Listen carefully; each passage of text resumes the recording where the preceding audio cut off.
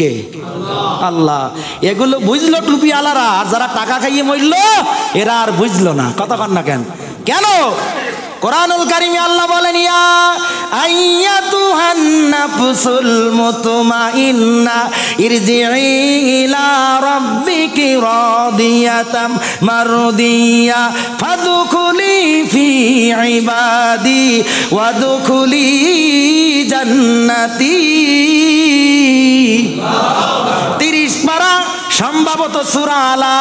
আল্লাহ পাক বলেন, যারা দিনদার ইমানদার হবে এই দুনিয়ার চামড়ার চোখে জান্নাত দেখে মরতে পারবে। আল্লাহু আকবার। দেখতে চান না ভাই? দেখাই দেবে। তখন জান্নাতের ওই আরাম নাজ নিয়ামত দেখার পরে 1 সেকেন্ডও আল্লাহর বান্দার দুনিয়ায় থাকতে মন চাবে না। আরো জোরে কন না সুবহানাল্লাহ। সেই জান্নাত আপনার আমার জন্য তৈরি করেছে মালিকাল মুলক ইয়া জাল জালালি ওয়াল ইকরাম, সমস্ত রাজাদের রাজা। তাহলে সব ক্ষেত্রে ওই আল্লাহকে আমাদের মানতে হবে। তাহলে 7 আসমান একটা চাইতে আর একটা কত বড়, ঠিক কিনা বলেন?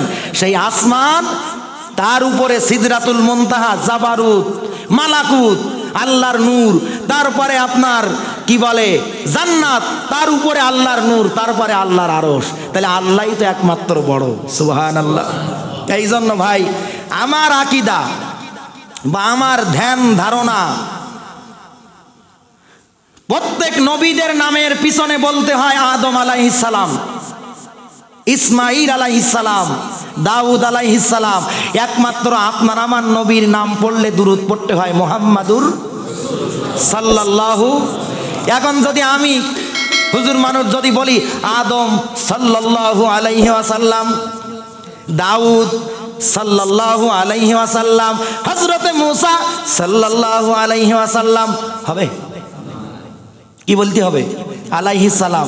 আর সাল্লাল্লাহু আলাইহি ওয়াসাল্লাম কার নামের পরে? এবার রাসূলুল্লাহর সাহাবী হযরতে আবু বকর সিদ্দিক রাদিয়াল্লাহু তাআলা আনহু, ওমর ফারুক রাদিয়াল্লাহু তাআলা আনহু, ওসমান রাদিয়াল্লাহু তাআলা আনহু। এখন যদি বলি নবীর সাহাবীর দাম তো কম না, হযরতে আবু বকর আলাইহিস সালাম। একটু ইয়েস না বলেন, কারণ আলাইহিস সালাম নবীদের। এবার যদি বলি না ওটা হচ্ছে না, হযরতে ওমর ইবনুল খাত্তাব সাল্লাল্লাহু আলাইহি ওয়াসাল্লাম, হবে? তাহলে সমস্ত নবীর নামের পিছনে শিখে যান কিয়ামত পর্যন্ত, আকীদা সাফ হবে মওত পর্যন্ত। প্রত্যেক নবীর নামের পিছনে আলাইহিস সালাম, শুধুমাত্র আপনার আমার নবীর নামের পিছনে দুরূদ।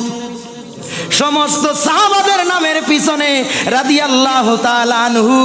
আর পীরদের ভিতরে যাকে আমরা বড় বলি আব্দুল কাদের জিলানী রাহমাতুল্লাহ আলাইহি, খাজা মঈনুদ্দিন চিশতি রাহমাতুল্লাহ আলাইহি, রুহুল আমিন রাহমাতুল্লাহ আলাইহি, খান বাহাদুর হাসানুল্লাহ রাহমাতুল্লাহ। এখন যদি বলি না বড় পীর আব্দুল কাদের জিলানী রাদিয়াল্লাহু তাআলা আনহু, কেন 60,000 টাকার বক্তা বলতেছে আর আমি তো 60 টাকার হুজুর। তাহলে যে সিস্টেম ঠিক থাকলো। এই জন্য ভাই সব নবী রাসূলদের কবরকে আপনি রওজা বলতে পারেন, কোন সাহাবার কবরকে রওজা বলবেন না, কোন ওলির কবরকেও রওজা বলবেন না। যদি ওলি আল্লাহর কোন ব্যক্তির কবরকে রওজা বলেন, আমার মায়ার নবী দান মোবারক শহীদ করা এই রাসূলুল্লাহর কবরকে আপনি কি বলবেন মুসলমান? বলেন।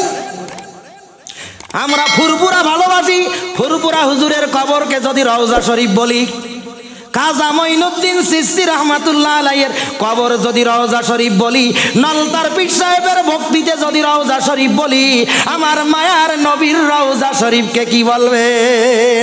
নবীর নামের পিছনের লকব যেমন সাহাবীর খাটে না, সাহাবীর পিছনের লকব যেমন ওলিদের পিছনে খাটে না। ওরে নবীর কবর রওজা বলতে হয়, সব ওলি এবং সাহাবার কবরকে মাজার পর্যন্ত বলো, রওজা বইলো না।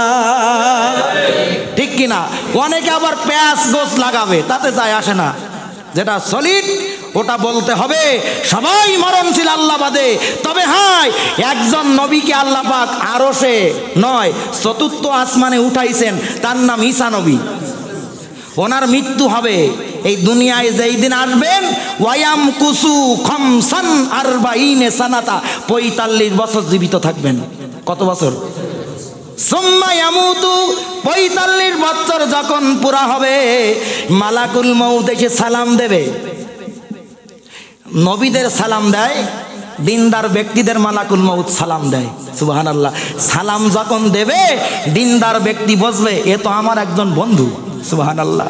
রাসূলুল্লাহ বলছেন মায়ের কোলে শিশু সন্তান দুধ পান করতে করতে কখন ঘুমায় আর মুখের ভিতর থেকে মায়ের স্তনের বোটা বাহির হয়, ওই বাচ্চা টের পায়।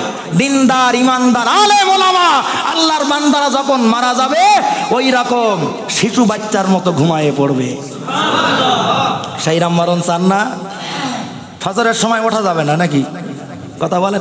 কালকে আমি গিয়েছিলাম একটা সাবরেসানি, 7-8 জন হুজুর। এখন আমার শেষে বলি মোনাজাত করতে হবে, আমি আবার একটু নদী ভ্রমণে যাব। এখন আমি 3 জনের পরে ফলন নিলাম, 14 মিনিট কথা বললাম। ফামান যুহজিয়া আনিন নার ওয়া উদখিলাল জান্নাত ফাকাদ ফাজ, প্রকৃত লাভবান সফলকাম ওই ব্যক্তি যে জাহান্নামের আগুন থেকে পরিত্রাণ পায়। ঠিক কিনা? আমরা মনে করি টাকা হলে বিরাট লাভবান। না ভাই, মরার পরে জাহান্নাম যদি আপনার কপালে না হয় আপনি জান্নাতি, আপনার কপালটাই সবচাইতে লাভবান কপাল। সুবহানাল্লাহ। তো ওখানে বললাম এখানে যারা সব রেসার্চে আসছেন 10,000 লোকের আয়োজন, প্রায় 50টা খিচুড়ি। আমি বললাম যে এই মিলাদ পড়িয়ে খিচুড়ি খাওয়ায় লাভ বেশি না জোহরের নামাজ পড়ায় লাভ বেশি? 3 জন বলতে খিচুড়ি খাওয়ায় লাভ বেশি। তা আমি বললাম যদি আপনার বয়স আপনার সেই আমার বয়স বেশি হইতো ওই চেয়ারের ঠ্যাং খুলে ঠেঙাই যেতাম আপনার। হাসির ভিতরে বলতে তো কিছু মাইন্ড করেনি। পরে বললাম কিয়ামত পর্যন্ত যদি মিলাদ পড়েন, কিয়ামত পর্যন্ত তারাবি পড়েন, কোরআন খতম দেন, কিয়ামত পর্যন্ত খাওয়া ঘুম বাদ, জোহরের নামাজ কাজা করলে যে গুনাহ আপনার আমলনামায় হবে কিয়ামত পর্যন্ত মিলাদ পড়িয়ে ওই ঘাটতি পূরণ হবে না।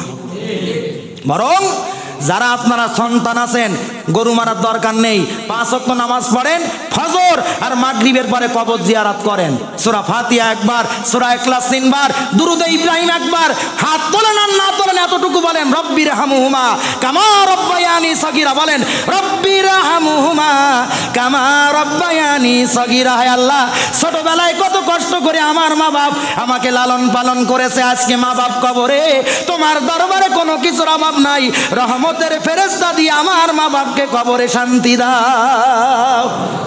খিচুড়ি লাগবে না, হুজুর লাগবে না, এই দোয়াটাই পিতামাতার জন্য সবচাইতে বড় দোয়া। এবার আমি বললাম ফজরের সময়, শীতকাল, ফজরের সময় মুসল্লি বেশি হয় না কম হয়? এখন আমার কথা বলি, আমার আব্বা আমারে ডাকতেছে হাবিব ওঠো, ফজরের নামাজের টাইম নাই, ওঠো। মা বলতেছে আর ডেকো না, তুমি যাও আমি ডেকে দিচ্ছি। মা ও ডাকে না শুনিও, শুনলেও শুনি না, যাতে শীত কষ্ট না করতে হয়। আমি বলি মা খালি ডাকাডাকি করো, কেন উঠবো? মা বাপ যদি নামাজি হয় তখন বলবে আরে একটু কম্বল ফেলিয়ে ঠান্ডা পানি দিয়ে শীতকালে উজু কর, একটু কষ্ট তোর হবে ঠিক, কিন্তু জাহান্নামের আগুন থেকে আল্লাহ তোরে বাঁচাবে। ঠিক কিনা? কিন্তু উঠলাম না। এবার আল্লাহ না করুক আমার একটা মেয়ে আছে, ধরেন 1 বছর বয়স, ওর বয়স যখন 5 বছর হবে, বা মেয়ে হোক ছেলে হোক বা ভাই হোক, 5 বছর বয়স, ও ডাকবে না, গুতগুতি করবে না, কম্বলের ভিতরে মুখটা ঢুকাই বলবে ও মিয়া ভাই, ও আব্বু আর ঘুমাইয়ে থেকো না, ঘরের মোটকায় বলো আগুন জ্বলি গেছে।